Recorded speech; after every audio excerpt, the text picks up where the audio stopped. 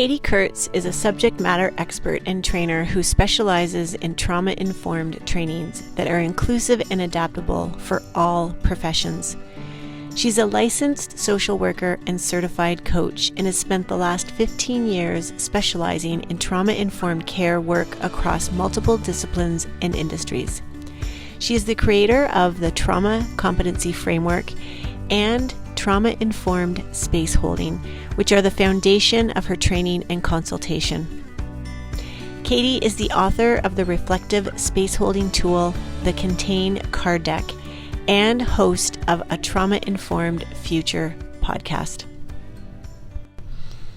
I'm so excited to have this conversation with Katie today. You know, Katie is obviously very well educated in this space as a licensed social worker. And I'm really excited today to talk about this work about trauma-informed leadership and trauma-informed care in a way that helps us understand why we need it in the corporate world. So you're going to hear us talk about what the word trauma means, what it doesn't mean. We'll hear about her competency framework.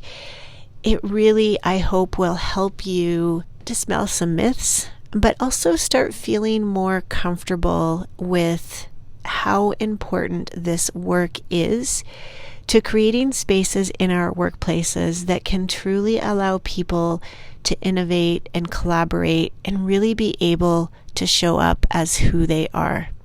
I hope you enjoy the conversation. Well, hello, Evolve listeners. Welcome to another episode of Evolve, a new era of leadership.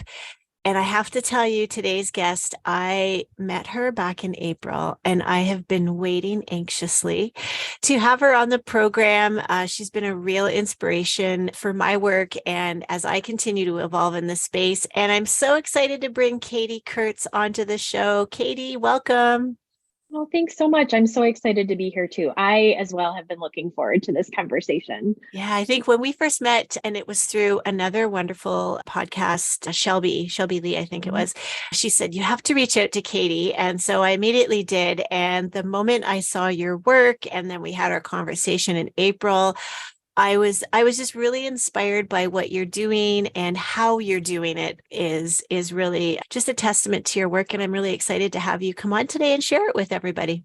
Thanks. Thank you so much. I'm honored to be here. Yeah. So we are going to talk about trauma-informed care, trauma-informed leadership. And so we're using that big T word. So why don't we just start off right out of the gate? Katie, can you define that word for us, trauma, in a way that helps us welcome it in versus what I did for so many years, which was like, no, I don't need to know anything about that. Thank you very much. Yeah, absolutely. So when we hear the word trauma, and I'll actually encourage everyone who's listening, when I say trauma, what do you feel? What sensations, what images come to your mind? Trauma is not a bad word. Trauma is a very human response. It's actually our brilliant bodies doing exactly what they're designed to do to keep us safe and to help us survive. When we experience certain events or environments or relationships or situations that are beyond our capacity to cope with, that disconnect us from a felt sense of safety and security and stability, our bodies respond in a way that allows us to stay safe and survive. And that is what trauma is. It is a human response. Now, many of us are still functioning from a very narrow definition that is fairly old, that trauma is just certain events, war, abuse, violence, injury. It's just those people in that neighborhood, or those people. That's not me. That's not my family. That's not my neighbors. Right. But we've known over the years, and what we now have as population studies and research has shown us that virtually everybody on this planet has a lived experience of trauma or toxic stress.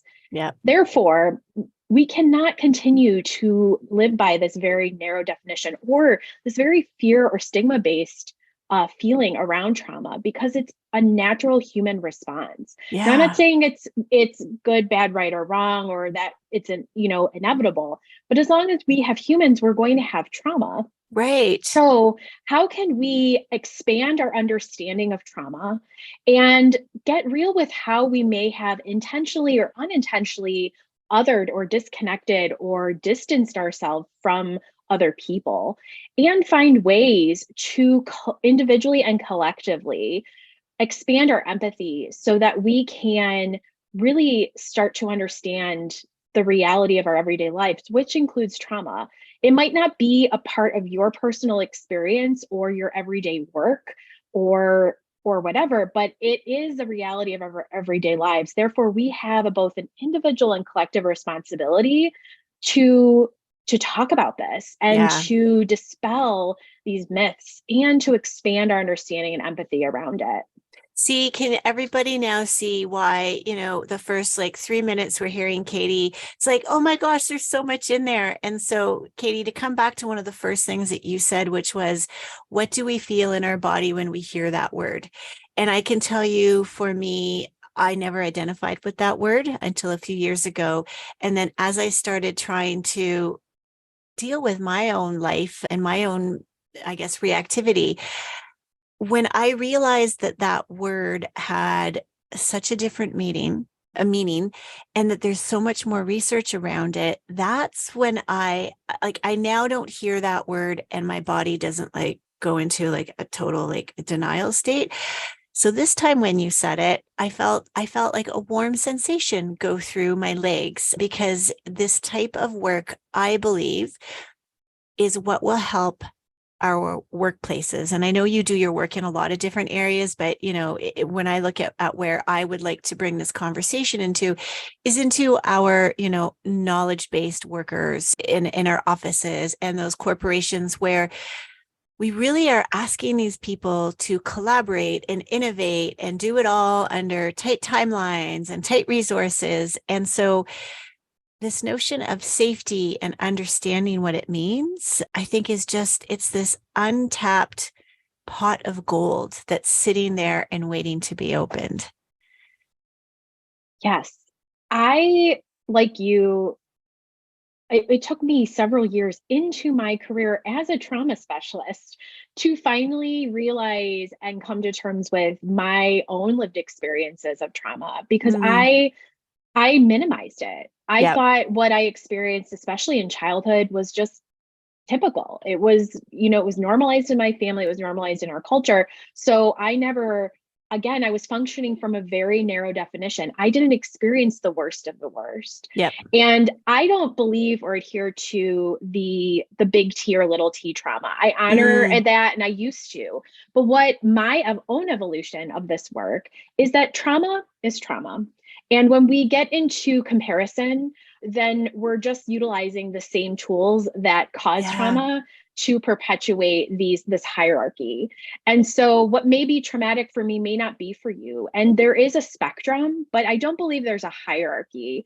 And it's the same, we have these responses.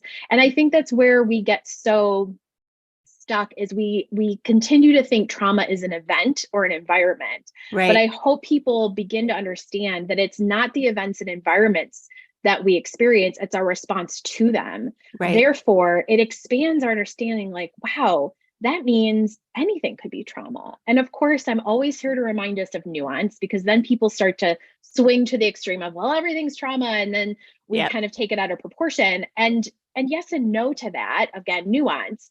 Yes, that means that some of the things we've experienced through our lifetime, when we start to really become aware and attuned to it, likely were our bodies having a trauma response.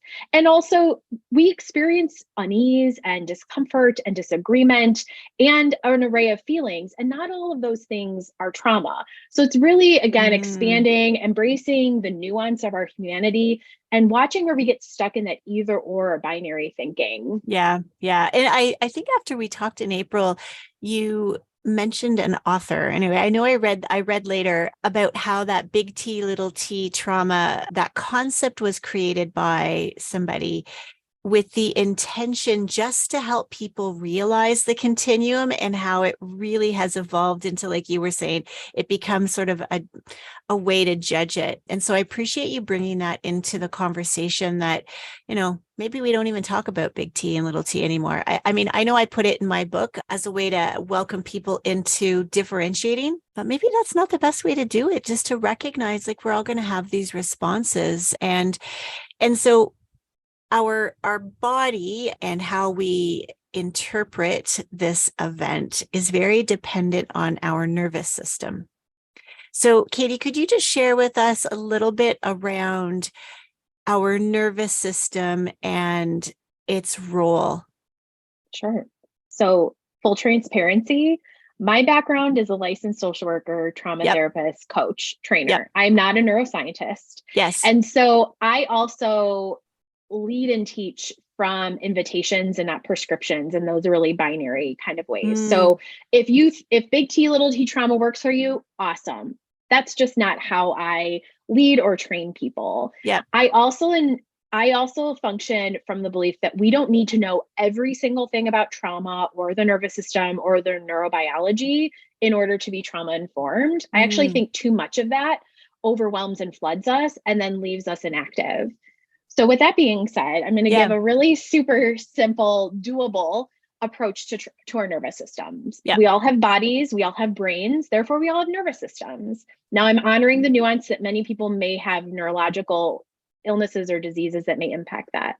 But our nervous systems are made up of a network of cells and tissues, et cetera, that lay over our entire system, organs, everything. It impacts our temperature, our heart rate, our digestive system, our hormones, anything. So if you think about a time, perhaps you were driving down a road and somebody swerves into your lane, your immediate reaction is to swerve too, again, to keep yourself safe and to not get into an accident. Right. But then what happens after?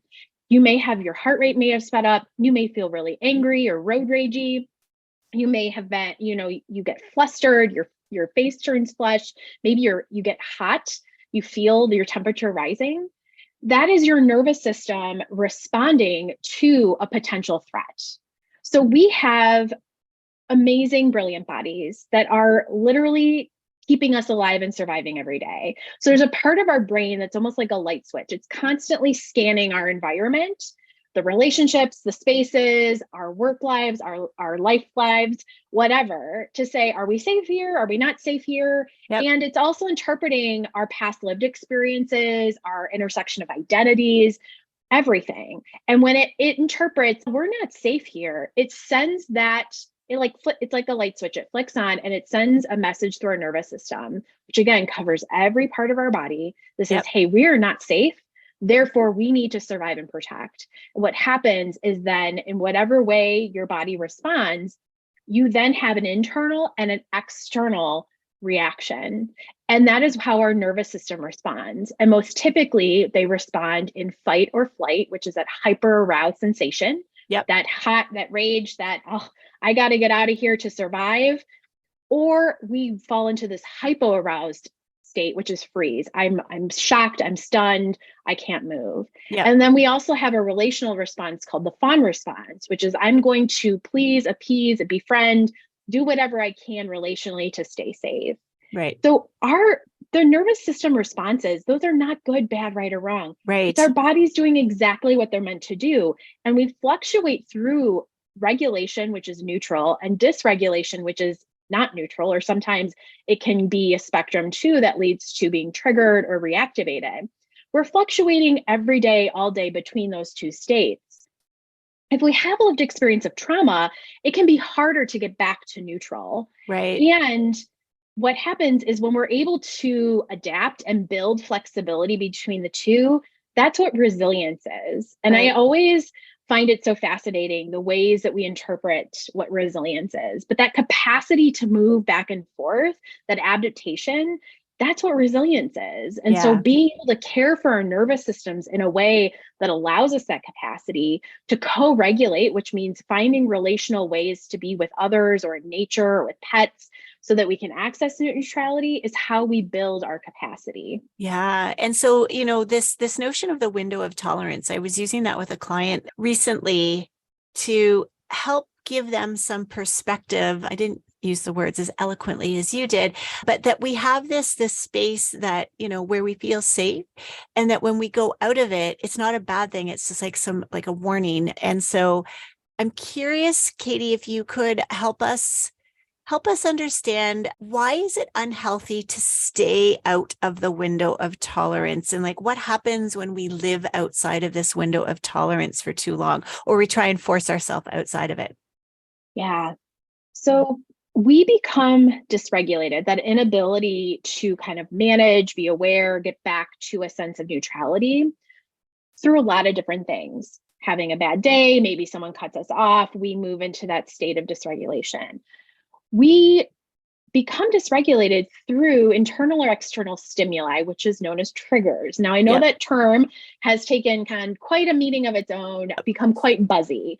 Yep. But when it comes to our nervous systems, that's how we, through our senses, are able to determine what's safe and unsafe. And so we get triggered all the time in various different ways. Now, being triggered is very different than having a full-blown reactivation or PTSD reactivation. Yes. Which is a whole nother topic. Yep. But I think what's so important to understand is when we feel unsafe, it doesn't necessarily mean we're experiencing trauma. Yes. There's so much nuance in this work. And that's why conversations like this, why having spaces, why having peer support and training is so essential, is because we can't fit trauma into a box, because trauma blows the box right up. Yes. We need to be able to wade in the gray waters of nuance. So what feels uncomfortable is different from what feels unsafe. And what feels unsafe may be different from feeling harm and feeling trauma. There's all these different experiences that we have felt senses of in our bodies and being. Yeah. So when we feel moments of not feeling safe or harmed, if that is an acute or shock or an instance that may be kind of a one and done event, it still might have that impact on our nervous systems. We may become dysregulated. When it becomes trauma is when we kind of get stuck or frozen in that state of dysregulation, where we're unable to find ways to get us back to neutral, to get us to be able to cope with that. Now, if we're constantly exposed to different adversities, toxic stress, relational dynamics, systemic trauma of racism, poverty, whatever, then we become kind of static and stuck in that dysregulated state where we're just moving about dysregulation. And for some, that might feel to the point of normality, that's just the way it is. So we need to access people in our lives that can offer us a felt sense of safety in their presence, that are healthy and that are nurturing, to show us and mirror through their nervous systems how to get back to neutral. And that's what we call co-regulation. Right. So if we come back to an example, so I just want to try and keep it practical and real as it pertains to a workplace. And again, more for knowledge workers, office-based workers. Although I say office-based, I guess office can mean anywhere, really, not necessarily all in the same building together. So let's say I get a notice that I have a presentation to make to the senior executive team in 2 days. And I feel my heart brace. I feel like my stomach do flippies. And for the next 3 days, I don't sleep as well because I want to make sure I'm doing a good job. So what we're saying here is that is a healthy stress response. Yes. Now, we don't necessarily want to stop that, because it's our body telling us, hey, there's something new here. There's something, exciting, but good stress can put us into higher performance. Katie, what will it look like when that could be an indicator that maybe there might be something that's not healthy? Like, how would I know if that response I'm feeling is not healthy and not just a healthy reaction to being put in that situation? Well, the answer is I don't know, because I don't know that the context of that person, the reason why they, why that 2-day presentation notice triggered such a stress response. Yep. There is a lot of positive stress. It's literally how we get through our lives every day. But stress becomes more toxic or chronic when we're unable to get a break from it. So Right. in the grand scheme of things, I don't know how to answer that because I would need more context. But generally speaking, what we would want to notice is that, yes, when we're given some sort of task or we have to do something, we may have that stress response within our bodies, and they're doing exactly what they need to do. There's a deadline. We want to appear a certain way. We want to make sure we get it right. There's a specific goal in mind. Now, that is very typical. Yep. However, again, if we think of kind of a spectrum, if it starts to cross over of continuously in that stress response where you're continuously unable to sleep, you're having these physiological responses, Yep. then that would invite me into getting curious as to why is that? What's happening here? What is that linked to? I'd also be curious about what kind of thoughts are occurring in your head.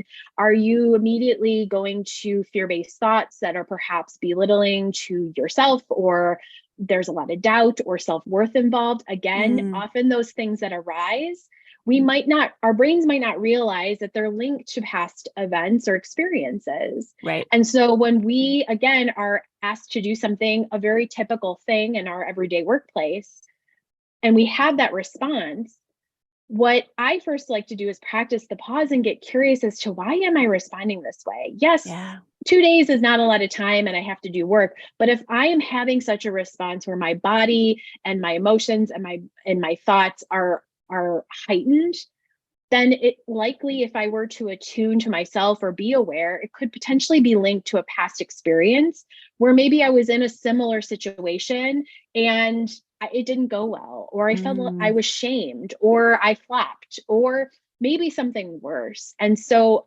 it can be linked to the past, and those things, those everyday things may, again, quote unquote, trigger a memory or a sensation that maybe we forgot about, but our bodies didn't. And that's why, take it or leave it, the body keeps the score. So our bodies are, again, doing what they're meant to do. And that's where we may see that heightened stress response in those everyday kind of occurrences. Yeah. Yeah. And the reason I wanted to ask that, Katie, is I think we can tend to try and want to unpack, like, why is this happening? And why should I should be doing this, and should. And, we know it's best not to should ourselves, because we can have choices. And sometimes it's honoring, like I really appreciated what you say there, just honoring and stopping and pausing and getting curious versus trying to fix it and making it go away. And I think that probably leads into my next question, which is explaining and talking about the different competencies that you have shared in your work. And can you just share what those 4 competencies are and why you created them? Absolutely. So to give some context of why these competencies exist, is that trauma-informed care is a long-standing evidence-informed approach that has various origin points, but it was formalized in what we know today of only about 15 years ago. And it was formalized by and for mental health clinicians, because in the mental health field, they were most commonly seeing people come in and share their experiences of maybe their experiences at work or at home or wherever, where they were starting to see the connection between person's lived experiences of trauma and stress to their everyday lives. And so a group of multidisciplinary clinicians created what we now know as this formalized trauma-informed approach. What has happened and evolved over the years, though, is that we know we don't just exist in our therapist's office. We exist in all sorts of social contexts.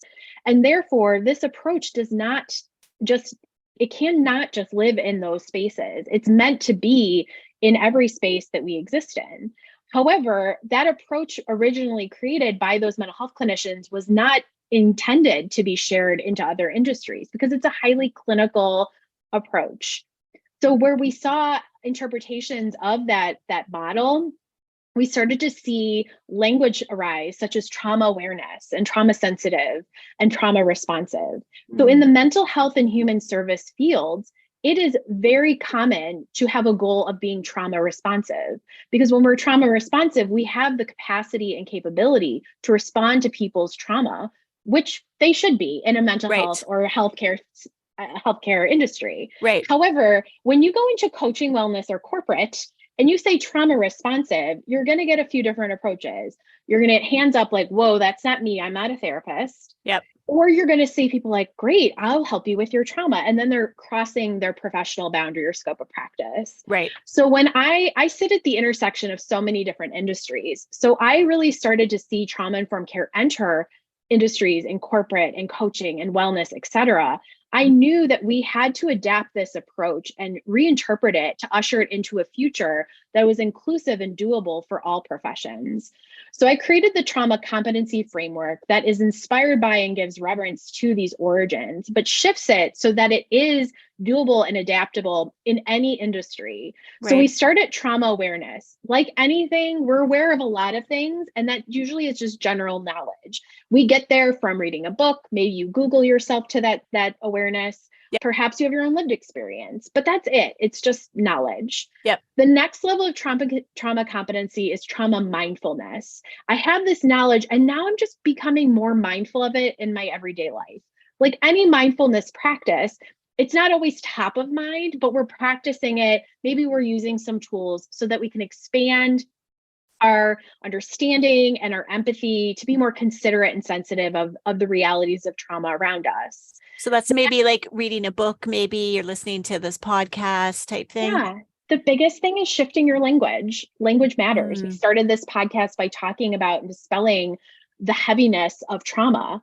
If we can get into a place of expanding our understanding of trauma and then utilizing that word we know from Brene Brown, Atlas of the Heart, language is so important because it helps us create meaning, and meaning helps us create shared language and experience. So even just shifting our language, pausing more to reduce that too much, too fast, too soon, that unnecessary urgency, caring for our own nervous system so we can offer co-regulation. Simple shifts can help us get back into that space of mindfulness.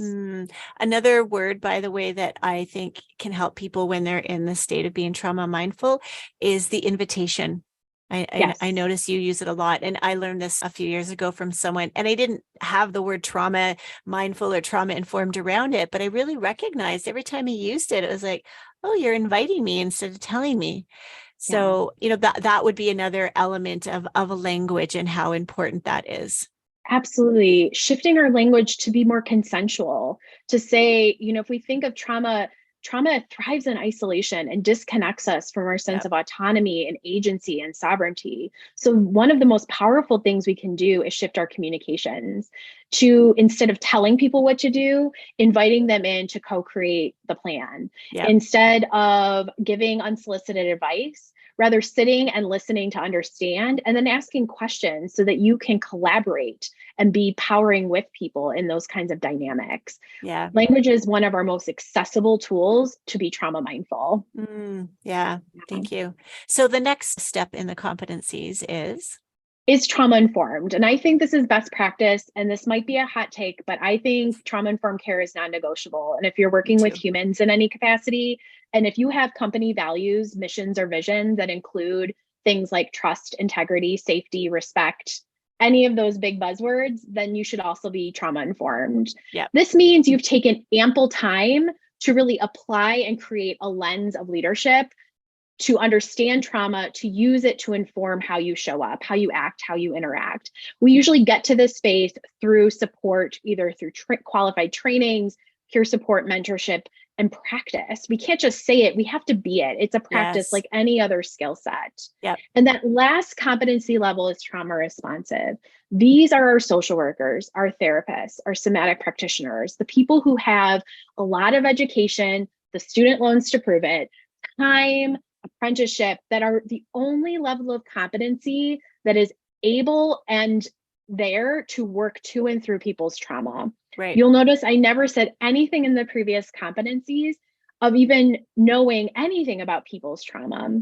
And we don't want you to. It's really knowing just a general understanding of trauma and stress and healing to then inform how you show up so you can resist harm and promote trust, safety and autonomy in your spaces. Yeah, yeah, absolutely. And I think that is so important for us to really embody and live as leaders in organizations, because we are in charge of these spaces. We're in charge of results, but we're not going to get those results unless we create those safe spaces.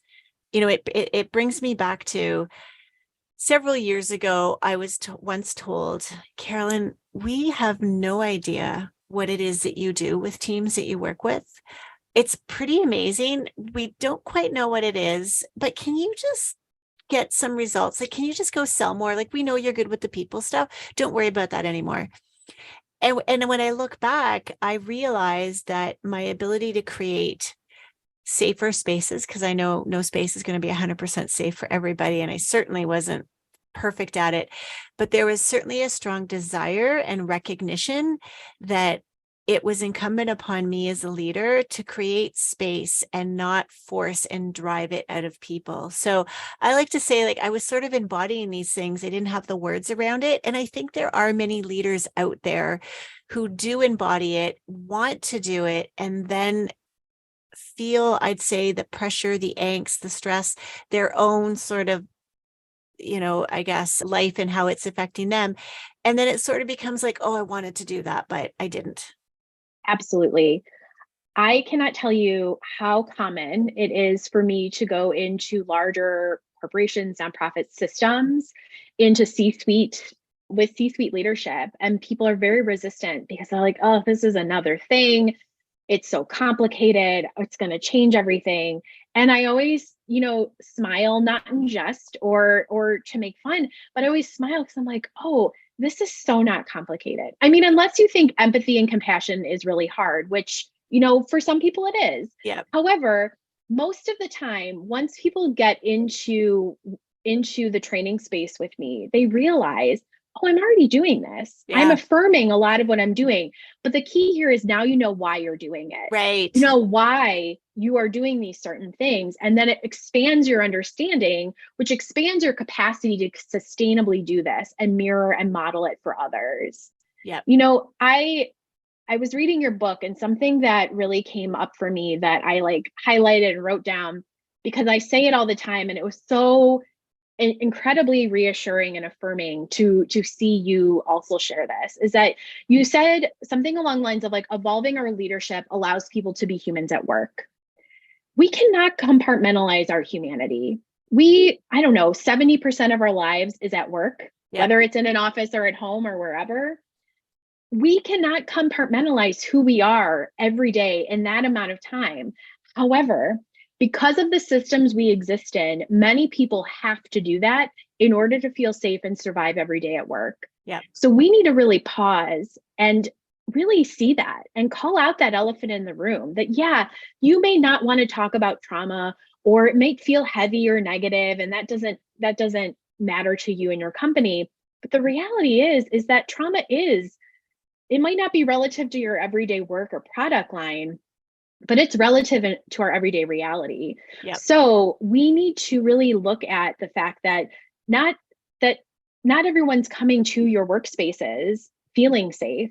Yep. So how can you expand your understanding of trauma and stress to be a person, a leader, and a company that shifts their culture so that people can access a felt sense of safety? Yep. Because when we do, can you imagine what's possible? I mean, the possibilities are boundless when we are able to create cultures in which we feel safe and trust and autonomy. There are boundless possibilities. Well, and I mean, yes. When I think back to the pandemic and when it started, I'll just say the year 2020, because yes, there was a pandemic. There was a lot of things that happened that year. When everything shut down, I was like, oh, this isn't my first pandemic. Those were the only words I had access to. And it was like, this is going to be, I'm going to be totally fine. Now, I recognize there was privilege with that. My job was able to transfer pretty easily to being virtual. My husband, the same. We had a roof over our head. So I recognize that. It was so fascinating to me in hindsight to look at that and realize that I wasn't even able to come up with the word trauma. Oh, this isn't my first trauma. And all I could, and I couldn't let it go. I'm like, this isn't my first pandemic. This isn't my first pandemic. Why can't I find the right word? Why can't I find the right word? And that's what led me into, reading about Gabor Mate's work and Peter Levine and Stephen Porges. And then I started piecing it all together and I thought, why aren't more people talking about this in our, and I'll talk about the corporate world because that's where I spent, a good portion of my life growing up. Like, why aren't more people talking about that? So I'm with you. Like, I think that when more people can gain access to this in a safe way, in a safe, informed way, that it will allow our society, our organizations, and it'll allow people to open up in newer ways and be able to collaborate and innovate and do all those things we say we want to do, but we just can't seem to find the will, the desire, the energy to do it. Absolutely. I think one of the biggest misconceptions is that trauma-informed care, just the name of it sounds really clinical and unattainable. And I know a lot of people want to shy away or even remove that terminology completely, and I totally get it.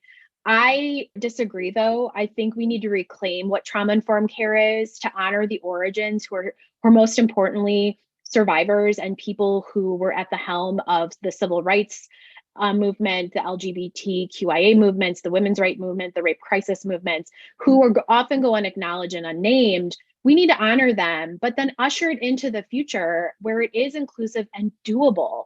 Yeah. Trauma-informed care, at least the way I teach it, it really is about communications. It's about how to shift our language. It's about attuning to ourselves so that we can show up in a way where we can mirror and model this for others. It's about leadership, and not the leadership that we used to think of, but how do we lead our lives with integrity and resisting harm by doing all of these things in collaboration. Yep. So these things are not new or outside of our scope of practice. These are applicable to every industry. It's just how you apply it to your specific profession will vary depending on what you do. And I think that's where we often get hung up on, oh, this is so complicated or this is overwhelming. It's actually quite simple, but it does take commitment like any other skill and practice. And so the term trauma-informed care, is it fair to say that trauma-informed care, trauma-informed leadership, like which one do you prefer, or do you prefer one over the other? What's the difference? We still don't have any shared language or universal definitions of anything, even in the fields in which this approach started. And I always like to give the disclaimer that even though trauma-informed care began in mental health and healthcare, please do not assume your mental health or healthcare providers are trauma-informed. We have a long way to go to really ensure those systems are adapting this approach as a standard of care. But I think I tend to use the term trauma-informed care. Again, I'm going to say trauma, even if it makes people uncomfortable or they think it's too negative. We need to be using language to create shared language and understanding, because that's how we reduce the discomfort, we reduce the stigma, and then we help expand that understanding so we can have shared meaning making. I use trauma-informed care. I talk about trauma-informed leadership, trauma-informed space holding, which just means to be with any spaces where you're being with other people, whether that's consulting or coaching or services. I use them all sort of interchangeably. I personally, though, am looking at that competency level. So is a trauma-informed leader somebody who's really done the work to have that information and then is actively using it to inform how they're showing up and leading? Right. And I do a lot of work with trauma mindful leaders because maybe they're not there yet, but it's a nice bridge to at least begin that mindfulness practice in their spaces. Right. I know that there is some great work that you're doing. And I just recently saw your trauma-informed checklist, which talked about these 5 R's. Can you share that a little bit about that and how people can, one, find out about it, and two, like, what does it mean? Sure. So again, I always am honoring the original approach, which is what we call the SAMHSA approach, the Substance Use Mental Health Services Administration. It's a federal government entity here in the United States, which really kind of became this formalized approach. They have 4 R's and 6 principles, and everyone then after created their own interpretation. Right. As did I. I knew that if I was going to apply this into these non-traditional industries like corporate, like entrepreneurial spaces, small businesses, that I needed to shift it to make it doable for and for people to adopt it. So the 5 R's are my interpretation of that traditional trauma-informed care model, which I utilize in literally everything I do, as well as the trauma competency framework. The 5 R's are first to recognize that trauma exists, to really have that foundational awareness, to then utilize, which is made up of shared language and understanding, to utilize how you inform or be mindful of what you do and how you show up. That next R is, how do I don't start to then apply it to everyone. I first come within. How do I regulate my nervous system? And really getting attuned to how I'm showing up and my lived experiences, because this approach is bi-directional. It includes us. The third R is to reconnect. How do I look at my scope of practice or my professional boundary to then start to look at how do I apply this to where I'm at, and then be a bridge of reconnection to a felt sense of safety, to start to put tools and practices into place so people can build trust over time. And I can look at the power dynamics in relationships, because they're always existing, to be that bridge of reconnection to a felt sense of safety. That fourth R is realign. How do I align my intentions and my impact to minimize and reduce and resist harm, which is that last R. We're human, we're going to cause harm. And there's a lot of fear around causing harm, and to the point where people swing to the extreme of inaction. And so I like to humanize harm and bring people back to a space of neutrality, of acceptance. Yes, we're going to cause harm. We will. Me too. What do we do then when it does happen? And so how do we learn to repair harm? How do we learn to reduce and minimize it so it doesn't happen, but we're prepared and equipped when it does to make sure we're repairing it and learning from it to stay accountable and with an integrity. Right. So that's kind of the overarching approach of trauma-informed care that I lead and teach. Again, to make it inclusive and adaptable for literally every industry. And I say that not lightly. I've been everywhere. I've trained thousands of people just within the last few years, even on this approach. Yeah. So recognize, regulate, reconnect, realign, and resist. Yes. I want to come back to one of the words you said there, which was harm. And can you give some examples of what unintentional harm might mean? Yeah. So first, when I say harm, again, notice what happens in your body and what images come to mind. Harm is a very nuanced thing. What may feel harmful to me may not feel harmful for you. And in any relational dynamic, disagreement, conflict, rupture are very natural and typical human relationship experiences. What happens is when it crosses over a threshold of trust or safety being broken or autonomy being taken away, we then cause harm. Again, often unintentionally. Yeah. But even if we have the best of intentions, the impact of that could be harmful.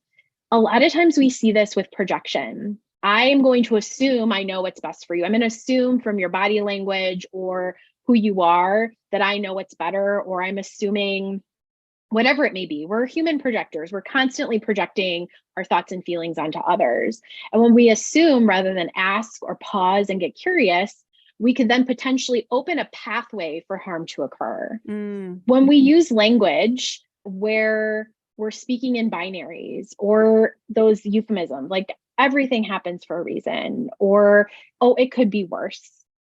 Yes, it could be worse.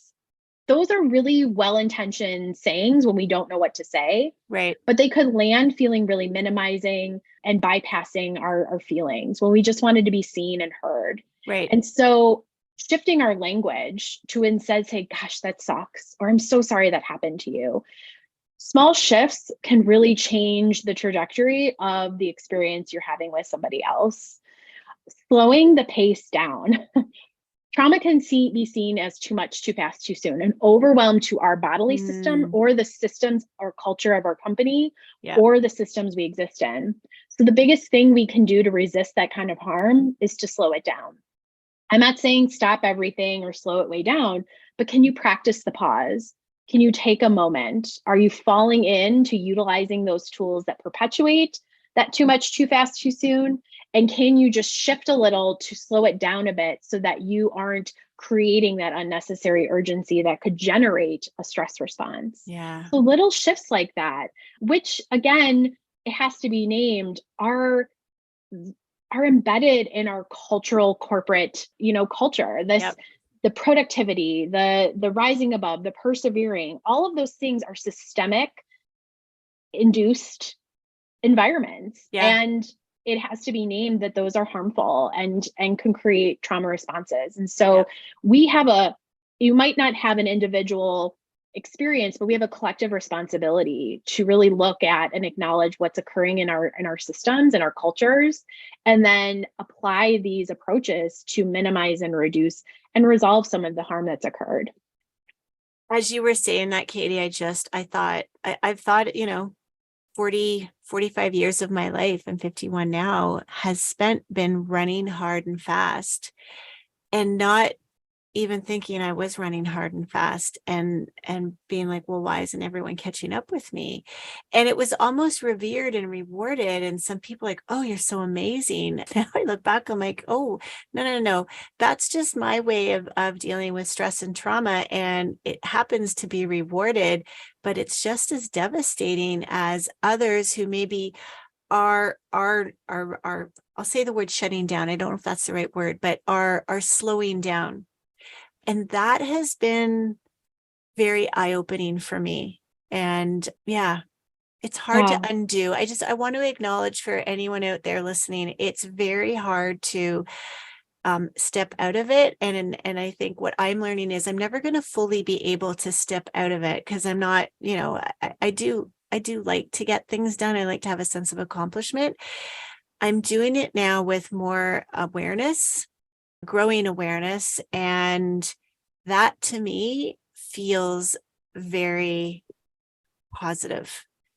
And I know my awareness can continue to grow and I will have the agency, the choice to step in or out. And my body's now telling me I'm able to hear my body more. I think I was telling you before the podcast, before we pressed record, my body this week in the middle of the night had this very interesting experience with it where I tried to get up and go to the bathroom and I sort of like all of a sudden thought I was going to fall over. I was like, what's my body telling me? Probably the past 2 weeks have been pretty hard and fast, and you don't do that anymore, sister. I think that's what it was trying to tell me. Yeah. I really want to acknowledge that and also share, like, me too. Like I thrive in that fast-paced environment to the point where I wore it like a badge of honor. Yeah. And I want to just recognize that for anyone that's still like, oh, I get this, but it doesn't apply to me. I will share personally, the majority of the trauma I've experienced in my lifetime happened at work. And it's very common in the social work mental health field to have that kind of experience. But I've also worked with a lot of small businesses and corporations where they share stories, and I'm gently here not to tell anyone that's trauma because that's not my business or job, but I can see where certain environments and events can lead to those trauma responses, like workplace injuries, the lack of paid time off, poor leadership and management, unfair treatment, unrealistic expectations, unnecessary urgency, lack of benefits, lack of equal pay. All of these things are, especially, at least I know in American culture, are very rampant and normal and applauded in corporate culture. But these things can, especially as they accumulate into stressful or toxic stress, and we know toxic stress has the same imprint on our bodies as trauma does. Right. So again, whether we're experiencing this directly or indirectly, it still impacts the culture and the sustainability of our workforces. So why wouldn't we adopt this approach that's quite available and doable into our existing cultures to help resist this and then see the benefits? I see the benefits every day. Increase client satisfaction, increase consumers of products because people are feeling more ability to trust the brand. Yep. If we think of the brands we trust and the leaders we trust, what are they demonstrating that makes us trust them? The Yep. same thing goes for a trauma-informed care culture. Yep, absolutely. Oh, Katie, I would love to talk to you for hours. And I know I say that probably at the end of several podcasts. I mean, I just love doing this podcast because I get to meet people like you who are really bringing this great work to help make our world, more inclusive, more equitable, more diverse, and just hearing different perspectives. Katie, where could our listeners find out more about you and your work? Yeah, I would love to connect with anyone. You can find me on Instagram or LinkedIn. My website is katie-kurtz.com, where I have tons of free resources, trainings, and consultation support. And I'm also launching a podcast called A Trauma-Informed Future. This is where we'll have more of these deeper conversations and hopefully have you on as well as we continue these conversations, because that's how we, again, come together in this work. We can't do it alone. No, absolutely not. And I can tell you, I save so many of Katie's posts on Instagram. I should have just a Katie file.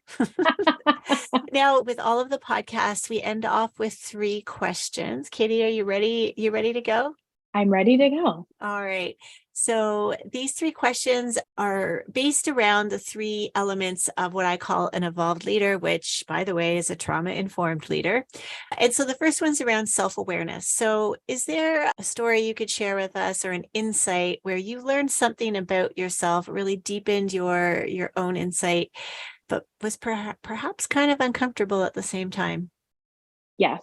So I am a hyper aware individual and always shocked when people lack self awareness because I'm so self aware. But I had a professional experience where I was a part of a startup and there was a misalignment of values and a rupture. And I, as someone with experiences of relational trauma, any type of conflict always makes me really nervous and anxious. And I always have that like gut feeling, that like tension in my jaw. My body knows before my head does. And so even though conflict's a very typical experience, growing up, I did not have modeling of that. And so that's why I, to this day, still struggle with conflict. But I was able to really attune and witness myself have this reaction. And then what it prompted me with 2 choices. I could betray myself and what I was feeling, or I could resource myself and trust what I was feeling. And so because I was able to access resources in the form of support and all of the tools that I've gathered over the years, I was really able to get back to a regulated state to make a sound judgment that was really uncomfortable, but was best for me, and utilize my voice. And it was a really great decision for me, but it was a moment of choosing. And I'm glad I chose me. I love the word that you used, which was I chose to resource myself. My hope is that starts to become an activity that people use and choose, because it's, and I'm getting a little bit off on a side tangent here, but when I hear the word self-care, there's a piece in me that thinks that's not the word that is really describing what we need to do. And it's resourcing ourselves. Anyway, Yeah. Sorry, moment outside of your story. Thank you for allowing me to go there, Katie. Absolutely. And that leads nicely into the second question, which is around, having a calm state, regulating ourselves. And so I'm curious if there's a practice or a ritual that you have that you find helps bring you into a calmer state, closer to regulation. Yeah. So I'm really grateful, and I honor that where I'm at is I've been doing a lot of practice for a lot of years. So I have quite a toolbox of things that I can dip into to, again, resource myself as needed.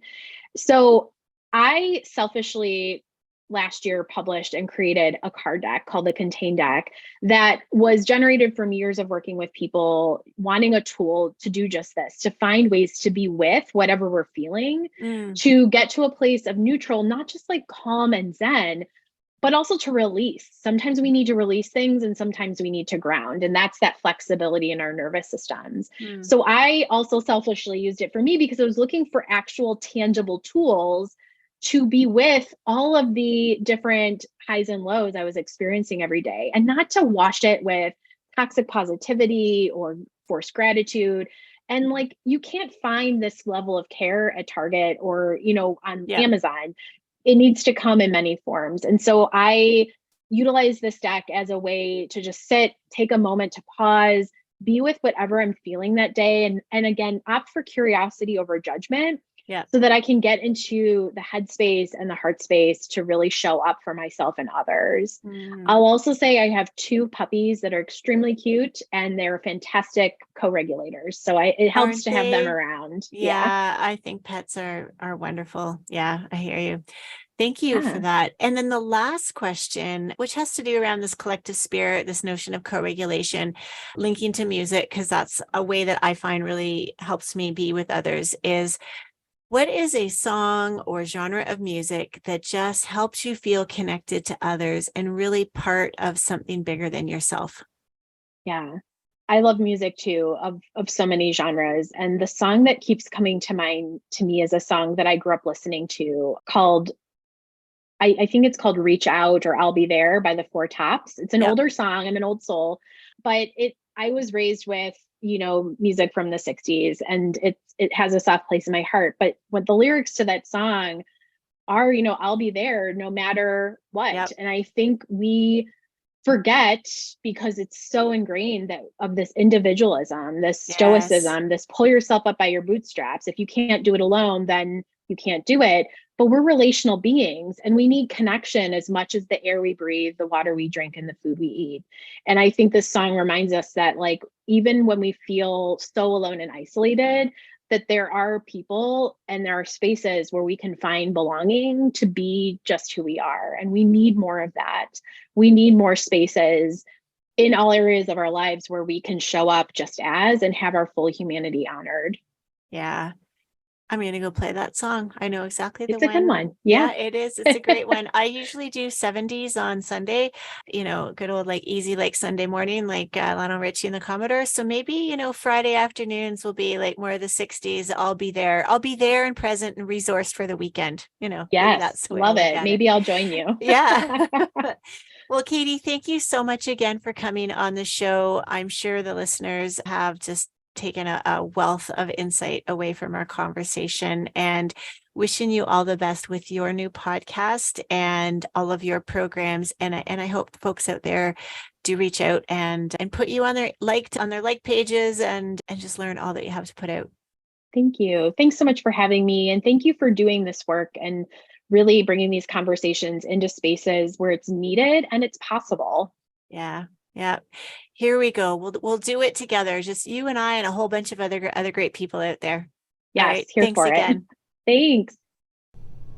At one point during the podcast, I decided I just needed to put my pen down because I was learning so much from Katie, and I went into student mode instead of being present in the conversation.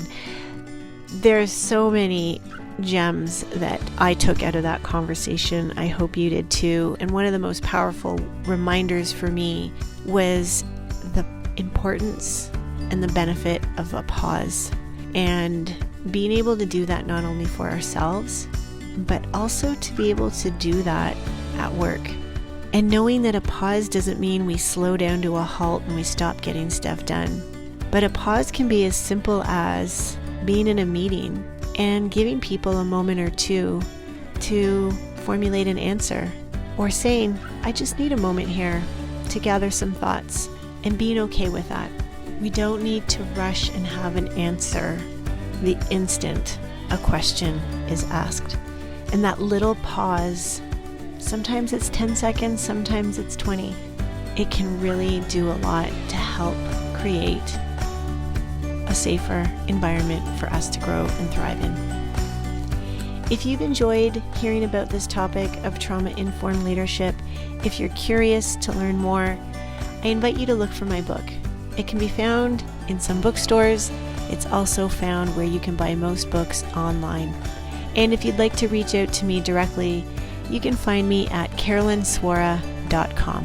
Thanks for joining us today, and please like and subscribe and we hope to see you soon in another one of our episodes.